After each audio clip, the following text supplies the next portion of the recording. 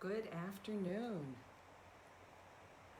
to my, if we're here to play with our inner goddess team, you all are my outer goddess team. Maybe that's the short version of saying my divinely feminine Wednesdays that I've been doing. A little late starting today, thanks to Mercury retrograde and some interesting things going on with my computer. Also, wonderful thanks to my granddaughter who's with us today and tonight and tomorrow, which is always blissful. I don't think she'll come running in. I think she's attempting to nap right now. She's 3.5. So what we do each week here is we really explore what not just the mythology of goddesses, but the real inherently deeply divinely feminine energy that they represent, that they symbolize. And yes, I mean, like many of us, I grew up when I was a youngster reading those wonderful books about the Norse gods and goddesses and the Greek gods and goddesses, and it really does capture our imagination. But more importantly, and I just had this conversation with a wonderful new client today about how important symbolism is and how important metaphor is. And when we're doing deep work, the goddesses that we know literally from every culture around the world, and I try to bring a real mix. I mean, most of us are familiar with a lot of the Greek and Roman ones, and I don't do them very often for the very reason that we are so familiar with them, and I like to introduce the faces of the divine feminine from other cultures as well. And what it means for us, and any symbolic representation, any symbolic action, which of course is what ritual is all about, which is my thing, is the language of the unconscious. So it may feel like this very playful, sweet thing to be talking about dancing with our divinely feminine, or tapping into our inner goddesses. And there is such power there. And those of you who have been with me in circles know that we use that energy as a way to empower ourselves. And it doesn't matter what gender you are, because when we talk about divinely feminine energy, we are looking at those qualities that make us powerful. Collaboration, cooperation, honoring our intuition, honoring our emotions.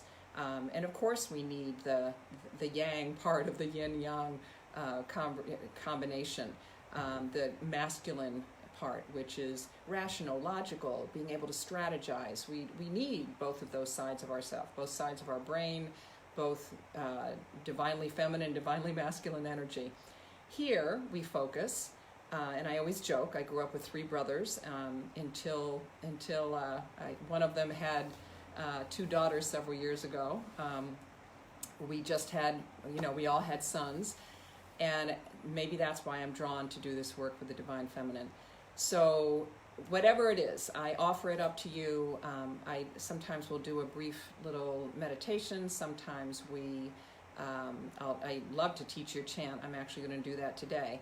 And today I'm really bringing in, and she wanted to be heard, Hecate.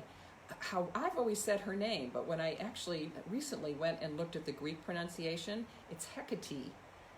H-E, well, you can see in the description how you spell her name.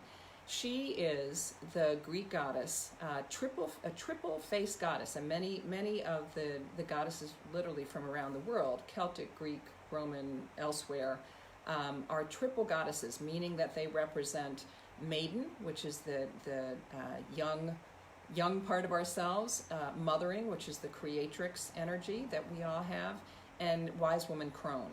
And that label of crone has gotten so demonized over the many years, and I've written a lot about that too, that crone energy is simply our wisdom, our inner wisdom, and you can have it at any age. Hecate, after 20 years, really modify. Hi, Kathy. Have to modify how I'm pronouncing her name now. Hecate is classically a crone goddess, And she's one of the first statues that I ever got when I began doing this work years ago. You can see her triple faces, Maiden, Mother, and Crone. She is holding two lights that lead the way to the underworld. She's also considered to be the triple goddess that rules the heavens, the earth, and the underworld, where the Greeks and Romans and a lot of other cultures, the goddess Hel, Hel, the Norse goddess, was queen of the underworld. And it's a dark, scary place, and the underworld. Yes, we have a hard time dealing with death in our culture. The Day of the Dead, El Dia de los Muertos, is what we're coming up to this weekend, which of course, we embrace as Halloween. And Hecate, here's another image of her, and I've showed you this goddess oracle, Amy Marinchinsky, and I love what she does. This is another image of her, and she's the Holy Trinity in the goddess traditions, and she's holding the torch to light the way. It's the torch of lunar fire. These statues that I show you each week are from a wonderful place called Sacred Source, if you're ever looking to get goddess statues, and many other statues of gods from all over the world too. The snake is the snake of immortality. Let me pull her over again.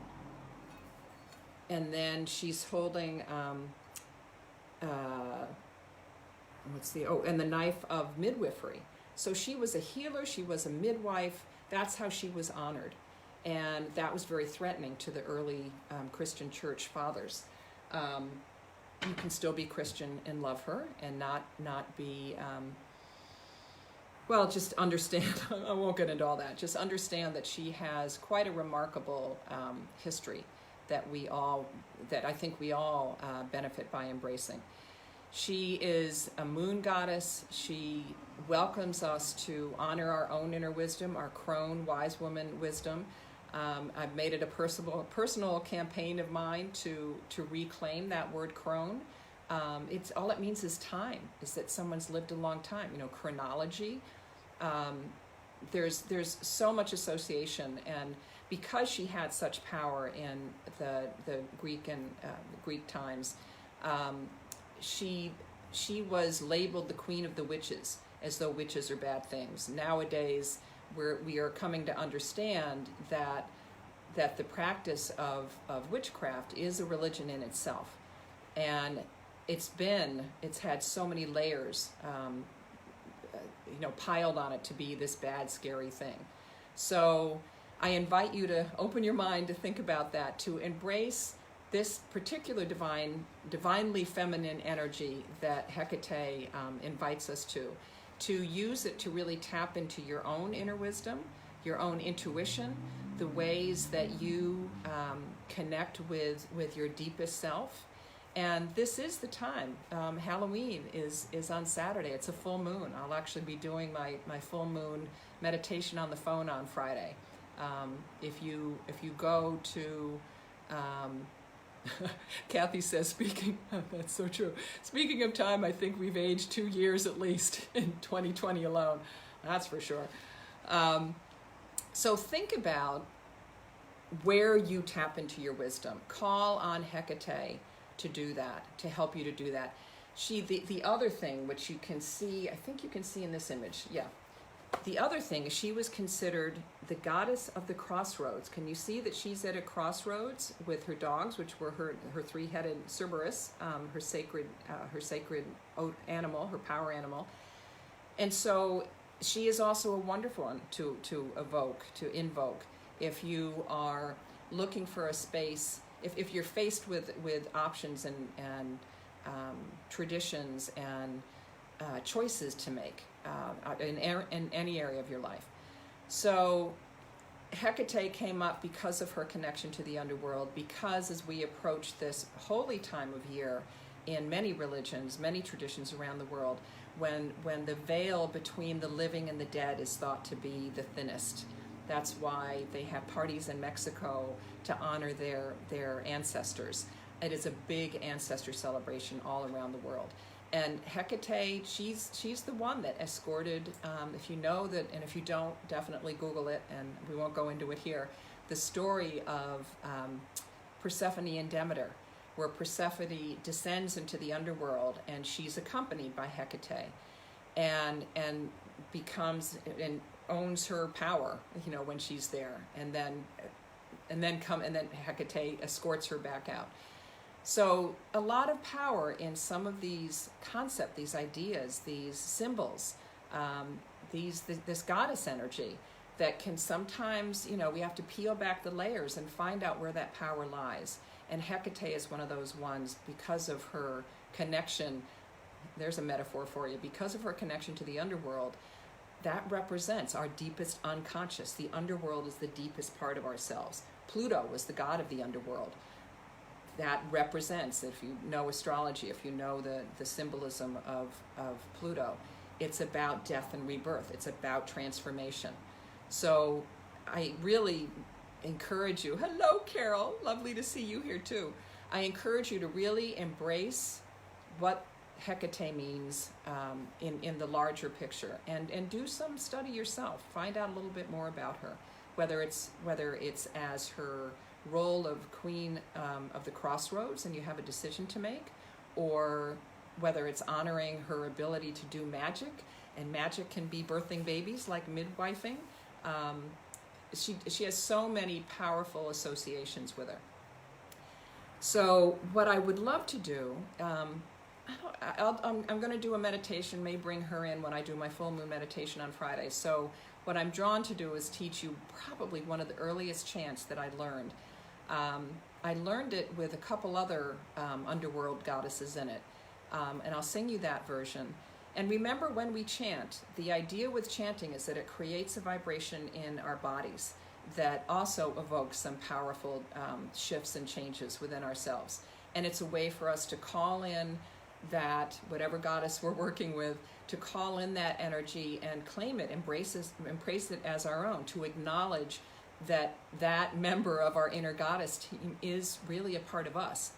So the Hecate chant that I learned ages ago, and I'll sing you the version that brings in several other underworld powerful goddesses, or at least goddesses that remind us about death and rebirth. And it goes like this, and then I'll sing it a couple times just with the Hecate version. Hecate, Caradwin, dark mother, take us in. Hela, Kalima, let us be reborn. So just a little side note. Caradwin is a Celtic goddess. I have another. Sometime I'll bring her in just on her own. Also a goddess of transformation, as is Hel. I mentioned Hel earlier, the Norse goddess of the underworld. And Kali Ma is just, and she deserves her. We'll bring her in at some point. There's so many goddesses to play with. It's always hard to pick. So that's the version calling in the dark mothers, not dark in the negative, evil sense of the word. That we need to wipe out that association. Dark because it takes us to the deepest part of ourselves, which is dark. But we need that balance, just like we need the masculine feminine balance. We need the dark and light balance. You can't have light without the dark. So think about that. Embrace that as I sing this a few more times, and we'll just to keep us focused on Hecate, I'll sing it a few more times. I've been doing a lot of talking today, so I might be a little croaky. Apologies. And take this with you. Sing it as a way to invoke your own deep Hecate, wise woman crone wisdom, and especially if you have any big decisions coming up.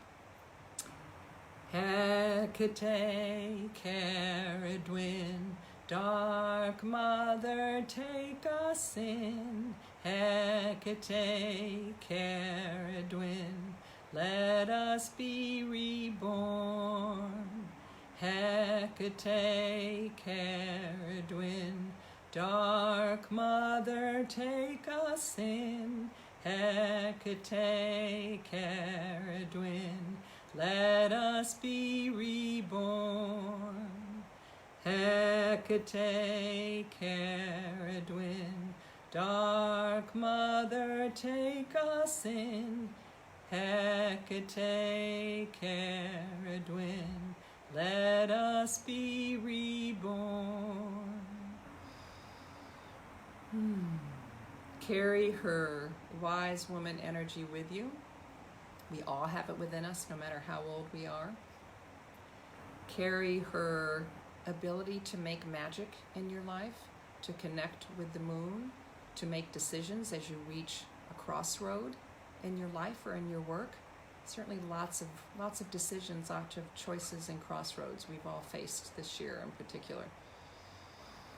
Wonderful to be with you as always, and would love to hear how your journey is with Hecate now and moving forward. Namaste. Bye for now.